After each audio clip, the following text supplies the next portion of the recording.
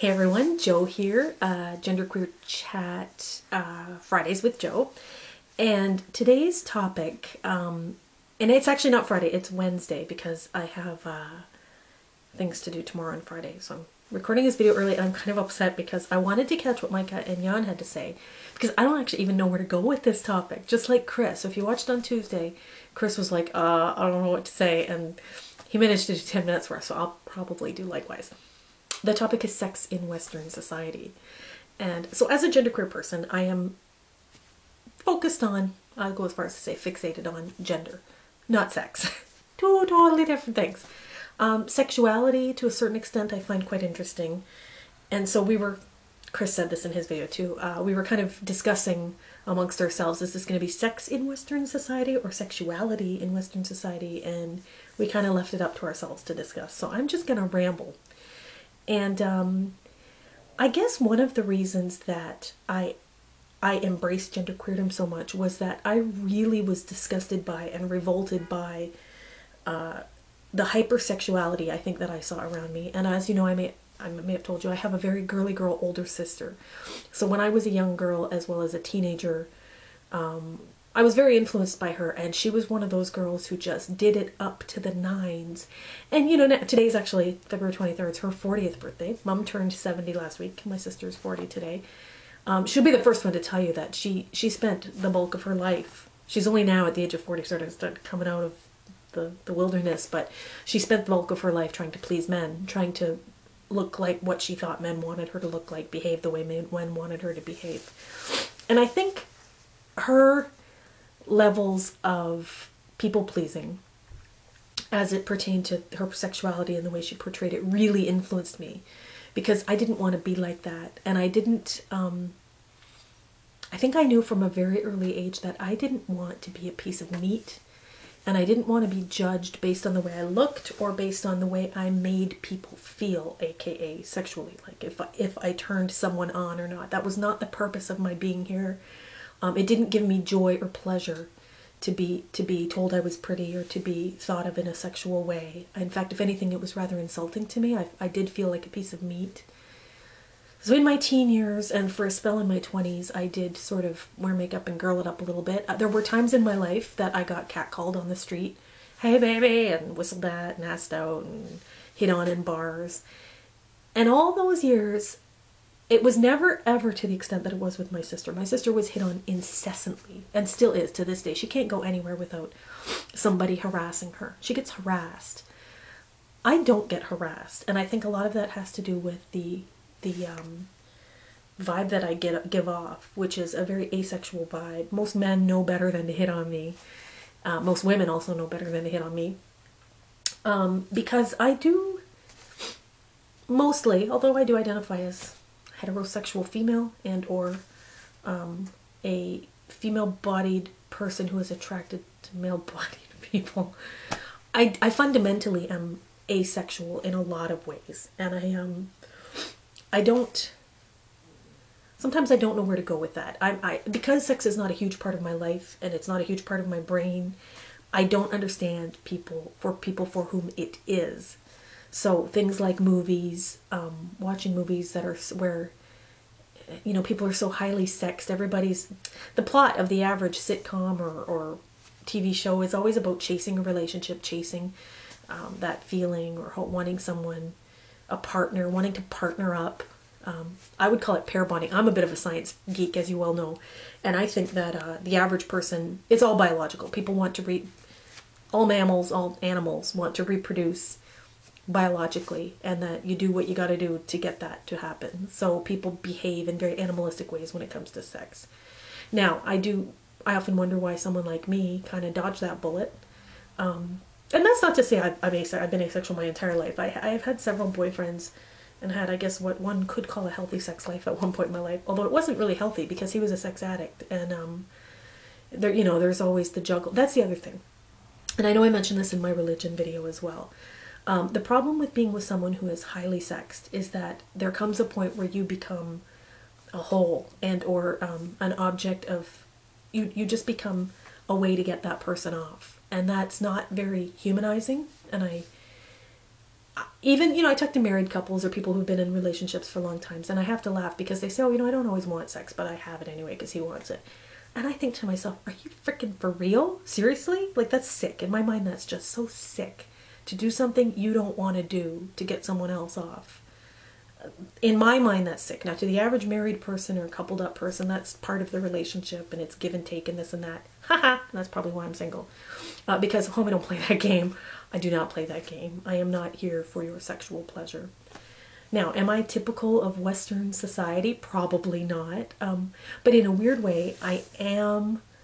Sometimes I think I kind of have my pulse on the finger of the latest trends. Like whenever you read something about what's trending, like Facebook or people who, I can't even think, just different trends that have occurred in this world or in the Western culture, I typically am on the forefront of that. I typically, whatever you read in the news, I'm usually that person doing that thing, or gaining that weight, or sporting that way of speaking, or making that income. Like whatever is trending, I seem to be it. So there seems to be a trend towards, more, I think, like less binary sexuality in this world. And I'm on the cutting edge of that. Now, one thing that concerns me about sex in Western society is everything I've heard about these is that kids younger and younger and younger are really quite sexually active. And I don't know how true that is. All signs point to that's the way it is, that kids are giving each other blowjobs at 11 and stuff like that nowadays. And it's quite normal. And that freaks me out. If that is true, that kind of freaks me out. Because one thing I suspect is it's the pornographization, I'm just making up words now, of our culture, which is with internet porn. It's so readily available that I think people have completely lost touch of what's intimate and what's not. Interestingly, I was just talking to a colleague about this today, gotten some crazy side topic. I consider kissing very intimate, and I don't kiss people very often, and I don't consider, like, to me it's very special. It's not something I would do with just anybody. And that's me. But then I find a lot of things intimate. Hugging, I think that a lot of people would not. But nowadays, I think people are so, or if what the statistics say is true, kids are so used to giving it, whatever, sucking each other off, whatever it is they do, that it seems normal. And in some ways, it is normal, because let's be frank, from a biological, animalistic perspective, that is what you do when you're of childbearing, not maybe 11, but I mean, by 12 or 13, the average girl is, ovulating. Forget societal rules about when is a good time for a person to have a baby.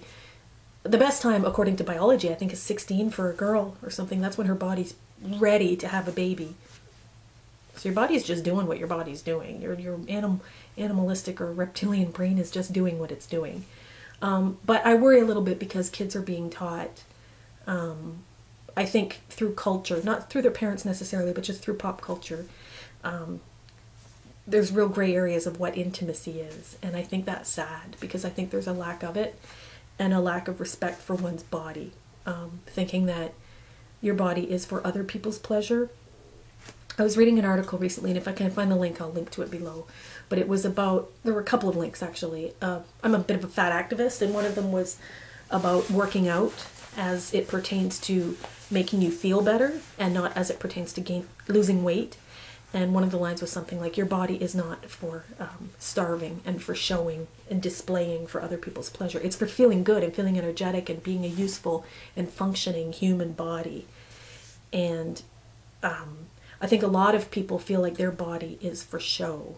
That's always really bothered me. I think that's something really fundamentally wrong with our culture. I'm going to touch on something Chris said, which was interesting. He was talking about foreign films, which I just recently watched a couple of German movies. I got Netflix recently in Canada, and the pickings are pretty slim. There's not a lot of movies to watch on Netflix that are, current or popular. So there's a lot of indie films and a lot of foreign films. And in both movies, one was called Head On, and the other one was called, it'll come to me. The other one was actually really good. They were both really good. Anyway, there were two pretty graphic sex scenes, and in both cases, one was called The Lives of Others. I highly recommend that if you get a chance to see it. In both cases, the women and the men, but the women in particular, which you noticed, right off the hop is that these women had real bodies. Like, they were shaped like real women, kind of pear or a little bit flabby here or there, or they weren't perfect. And the sex scenes were quite raw insofar as you could, like, it all, the actors were either very good or I'm assuming the actors were very good. But it was interesting to see two people kind of enjoying sex, as opposed to American films where the girl is always kind of vacant and looks dead, and she's you know, or there's always something wrong with American sex scenes, in my opinion. The bodies are always really airbrushed, or really, there's only a certain one way to look, and that's it. God forbid you look another way and want to have sex or want to enjoy sex. So I think that really influences popular culture. I really do. I think the way American media skews what is normal, what looks normal, and also what is normal. And this goes, I'm going to talk a little, oh yeah, the pornography, whatever word I made up, pornography. I think because it's so readily available, and I mean, if you go to any porn site, you've got your link, your anal, your BSDM, your incest, your dogs, your this, like, it's just weird how you, bukkake, just pick one out of the list, whatever your thing is, and it's really normalized a lot of, oh, sorry about that, I know it happens every week. Eli, come here, honey. It's just normalized a lot of behaviors that it could be argued are not really normal. And I'm not judging anybody's sexual preference. I'm just saying that for a girl who is, or for one half of a couple who might be pretty vanilla and might just want the regular, you know, normal sex, you know, who it could be argued that if you don't have oral sex, give head, get into anal, whatever, then there's something wrong with you because everyone else is doing it. So what the hell is wrong with you? That's normal sex now.